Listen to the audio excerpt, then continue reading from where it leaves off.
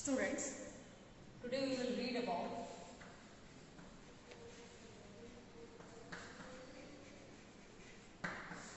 muscular tissue. Okay. Now, this is a type of tissue which is found in animals and generally of three types. That is striated muscle, non-striated muscle, and cardiac muscle. Okay, so striated muscle, non-striated muscle, and cardiac muscle. Now, this striated muscle is also known as skeletal muscle, and this non-striated muscle is called as smooth muscle, and cardiac muscle is generally present in heart. Okay, so cardiac muscle is generally present in heart, and non-striated muscles, smooth muscle, they are actually muscles present in the lining of internal organs. Lining of internal organs, and this striated or skeletal muscle is present in the like attached to bones. So these muscles are generally they are present, that is attached to bone. So what is the characteristics of the striated muscle? Now the striated muscles are situated in the bones.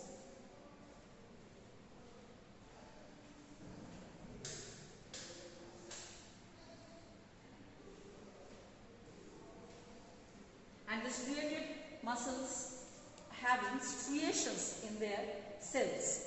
Okay, they have the striations in their cells, and the striated muscles gives shape to the body and release, that is expand and contract, and helps in locomotion and movement. Each striated muscle is a long, narrow, cylindrical, that is unbranched, okay, cell.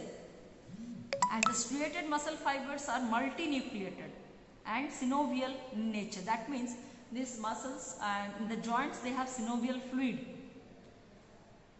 And the appearance of striations means appearance of dark and light bands, strips alternating with each other, and that actually because of that reason these striated muscles are there. So generally the skeletal muscles are striated muscles, you can say these are present in the limbs. And a non-striated muscle, that is smooth on the present in the lining of internal organs, and they actually these are esophagus, stomach, intestine, lungs, and urinary tract, urinary bladder, blood vessels where these are present. These are long, narrow, spindle-shaped fibers that are generally shorter than the striated muscle fiber, and each non-striated muscle fiber contain a single oval nucleus in their middle part. Okay, and so that's the difference between the striated and the non-striated muscles. Now these are called smooth muscles. They don't have the striations in them, and generally this striated muscle we can control. These are, we say, voluntary, and these are actually involuntary, which we cannot control. And heart muscle also is involuntary because these also we cannot control. Now if you go to cardiac muscle, the cardiac muscles have this contractile tissue, and here each fiber is a long cylindrical structure, and that is a definite sarcolemma is there, and you know the sarcolemma is the membrane of muscle fiber. Okay, uninucleate and nuclei lie in the center. So cardiac muscle has got a very special characteristics that can contract and expand, and that is also time bound.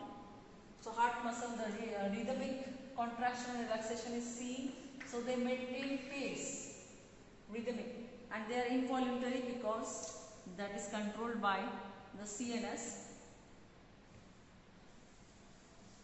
So this is the total types of muscular tissue. So generally, what is the function of muscles? That along with bones, it helps in locomotion and movement. So our next tissue is nervous tissue. So this nervous tissue you have heard, it is based on the name nerve, isn't it? And nerve means it's a part of control and coordination.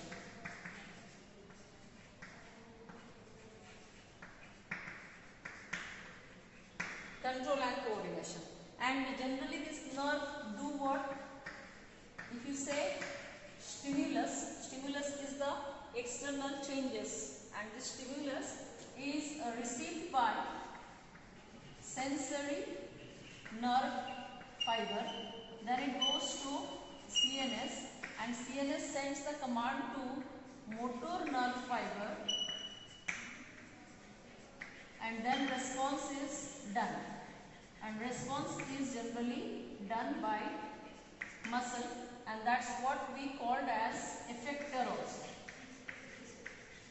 And this stimulus is generally received by the receptors, and receptors are present in the sense organ. Now we have 5 sense organs like that. Other organisms are also having the sense organ, and the stimulus is the external change received by the receptors present in the sense organ. Then the nerve is carrying that, convey that message to CNS, and CNS generally includes brain and spinal cord. So these are the things that are involved in the nervous system. But come to now nerve structure. Now a nerve is what? Nervous tissue consists of a nerve cell, and it is called as neuron, isn't it? It is called as a neuron. And how this nerve cell looks? It's a very rough diagram that I am doing to understand the things.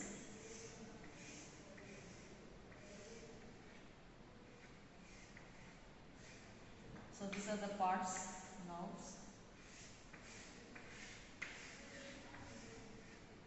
and of course this is also branched. This is a branch, and there is a thick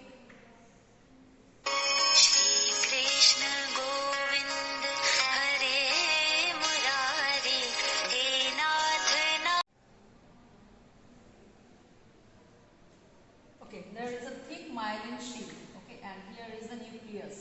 So let's level it. These are the nerve ending. This is the dendrites. This is the cytone having the nucleus, and this is myelin sheath.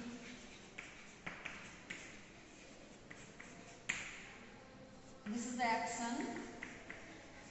So this is a general diagram, and this one is the nucleus, okay? And here lots of Nies's granules are present. So the generalized structure of nerve, having such kind of structure, and little bit of importance like myelin sheath. Because of this presence of myelin sheath, this is myelinated nerve fiber, and non-myelinated fiber, myelin sheath is not there, okay? And dendrites generally receive the impulses, and then this is the direction of the impulse flow. It receives and then sent to the nerve endings, and there is a gap called synapse, and then the next neuron starts from here. So this is the neurons. Now what is this? Nerve tissue consists of these nerve cells, and they are generally bunched and form nerve fiber. And then along with that, packing material neuroglial cells is also there, which is packing this nerve cell. And this myelin sheath, this nucleus is present, and we say this is also Schwann cell. Okay. So this is the Schwann cell, which generally forms this myelin sheath. Now cytone, then dendrites, and then nerve ending, axon. These are the parts of neurons. So neuroglial cells are actually supporting cells which form a packing material around the nerves in brain, spinal cord, and ganglia. And generally, what is the function of neural tissue?